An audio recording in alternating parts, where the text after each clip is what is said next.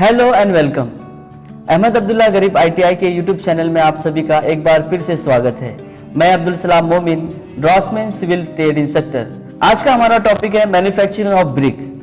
Manufacturing ईंट की किस तरह से होती है, उसके क्या क्या प्रोसेस है। ईंट की जो एक आपने देखा होगा कि ईंट जो एक प्रॉपर साइज में हमें मिलता है, एक उसका स्टैंडर्ड साइज होता है 19x9 सेंटीमीटर, ये अवेलेबल होती है हमारे को हमें स्टैंडर्ड साइज में ये मिलती है। तो जान लेते हैं कि इसके प्रोसेस क्या क्या होते हैं, इसको वन बाय वन हम देखते हैं। इसमें मेनली 4 प्रोसेस होते हैं, जो कि एक के बाद एक प्रोसेस होने के बाद हमें ईंट एक तैयार जो हम देखते हैं वो हमें मिलती है। सबसे पहला प्रोसेस आता है प्रिपरेशन ऑफ क्ले, सेकेंड है मोल्डिंग, थर्ड है ड्राइंग और लास्ट है बर्निंग। बर्निंग जिसे हम सेकना भी कह सकते हैं, यहाँ पर जलाना नहीं, यहाँ पर सेकना हम कह सकते हैं। आइए प्रिपरेशन ऑफ क्ले में हम देखते हैं कि पहला पॉइंट है अनसॉइलिंग। अनसॉइलिंग करना यानी जो हमें मिट्टी रिक्वायर्ड, यानी हम जो फील्ड में गए हैं उसके ऊपर की जो सतह है वो मिट्टी को हम निकाल देते हैं, उसको हम फेंक देते हैं, ताकि उसमें बड़े बड़े कंकर वगैरह हो सकते हैं, पत्थर हो सकते हैं, स्टोन्स हो सकते हैं, इसलिए हम उसको अलग कर देते हैं। तो वो जो हम लोग 20 सेंटीमीटर तक की जो सॉइल है, ये जो हमारी ग्राउंड फ्लोर से डेप्थ तक 20 सेंटीमीटर की, हम उसे अनसॉइलिंग कर देते हैं, उसे वेस्ट कर देते हैं, उसे साइड में हटा देते हैं। उसके बाद सेकेंड प्रोसेस आता है डिगिंग। डिगिंग जो है 20 सेंटीमीटर बिलो से लेकर जो है 120 सेंटीमीटर नीचे तक जो हम लोग उसको सॉइल को बाहर की मतलब बाहर निकालने के बाद उसको जमीन पर स्प्रेड कर देते हैं, फैला देते हैं, ताकि जो है वो सही से वेदर हो जाए। उसके बाद जो है आता है प्रोसेस क्लीनिंग। अब जो हमने मिट्टी बाहर फैलाई है तो उसमें हो सकता है कि कुछ स्टोन्स के पार्टिकल हो, कुछ पेबल्स हो, या कुछ वेजिटेबल के मटेरियल्स भी, उसमें जड़ वगैरह भी हो सकती है, तो उसे हम वहां से क्लीन करते हैं, यानी उसको साफ करते हैं। उसके बाद आता है वेदरिंग।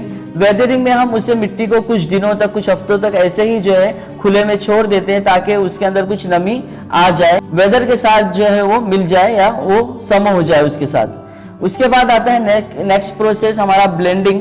ब्लेंडिंग में ये होता है कि जो ईंट के लिए इंग्रेडिएंट जो रिक्वायरमेंट है, ईंट की जो कंपोनेंट होनी चाहिए, अगर वो कुछ मिस है तो हम क्या करते हैं, उसमें उसको ऐड करते हैं, ऐड ऑन करते हैं। उसका एक प्रोसेस है, उसको जो अप एंड डाउन करके जो है वर्टिकली जो है अप एंड डाउन करके हम उसमें ब्लेंडिंग करते हैं। कुछ इंग्रेडिएंट जो अगर मिस है तो हम उसको मिलाते हैं।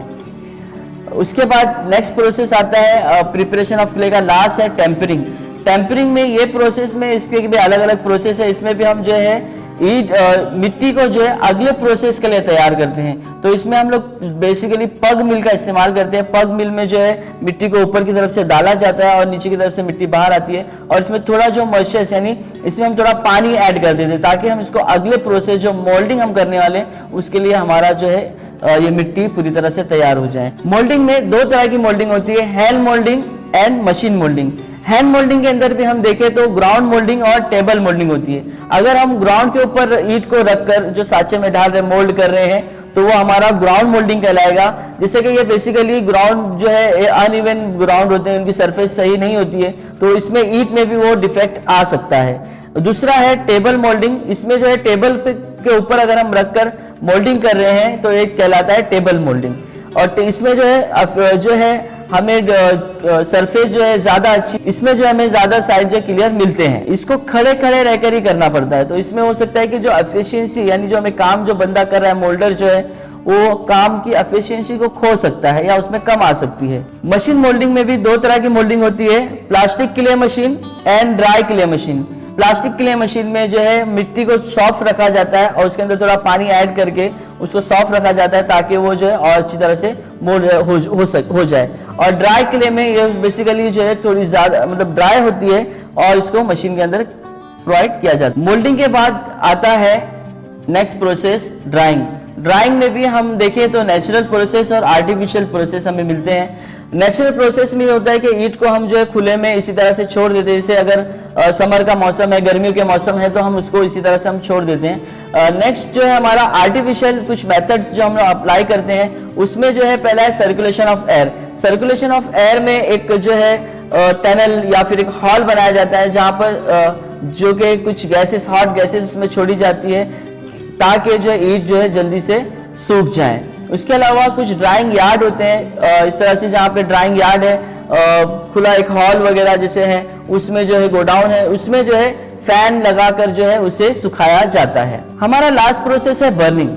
बर्निंग करने के लिए हमारे पास जो है इसको भट्टी में डाला जाता है। हमारे पास दो तरह की भट्टियां होती हैं, किन एंड क्लैम्प। क्लैम्प जो होती है उसमें हम जो है कम पैमाने पे, यानी हमें कुछ कम क्वांटिटी में चाहिए तो हम वहां पर उसको करते हैं, या साइड पे भी हम उसको प्रिपेयर कर सकते हैं। लेकिन किन को जो है बाकायदा फैक्ट्री होती है और वहां पर उसको प्रिपेयर किया जाता है, बर्न किया जाता है। अब आते हैं बर्निंग के टेम्परेचर पर। बर्निंग करने के लिए जो है 650 डिग्री तक अगर हम इसका टेम्परेचर रखते हैं तो इसमें जो है पहले ऑक्साइड्स और जो है उसकी जो मॉइस्चर्स है मिट्टी के अंदर के, वो पूरे ड्राई हो जाते हैं, सूख जाते हैं। एंड नेक्स्ट इसको हम प्रोसेस के लिए आगे बढ़ाते हैं। 1100 डिग्री तक जो है हम 1100 डिग्री सेंटीग्रेड तक हम टेम्परेचर लेके जाते हैं, ताकि जो है मिट्टी के अंदर यानी जो एल्यूमिना और सैंड है इनकी बॉन्डिंग अच्छे से हो जाए और ये जो इसकी स्ट्रेंथ है वो बढ़ जाए और इसकी डेंसिटी भी बढ़ जाती है। तो ये प्रोसेस जो होते हैं ये इस तरह से हमें एक तैयार ईंट हमें मिलती है। तो आज हमने देखा मैन्युफैक्चरिंग ऑफ ब्रिक, उसके क्या क्या प्रोसेस होते हैं, जैसे preparation of clay, moulding, drawing and burning. I hope आपको ये लेक्चर पसंद आया होगा। आप वीडियो को लाइक कीजिए, हमारे चैनल को सब्सक्राइब कीजिए और इसे ज्यादा से ज्यादा शेयर कीजिए। Thank you very much.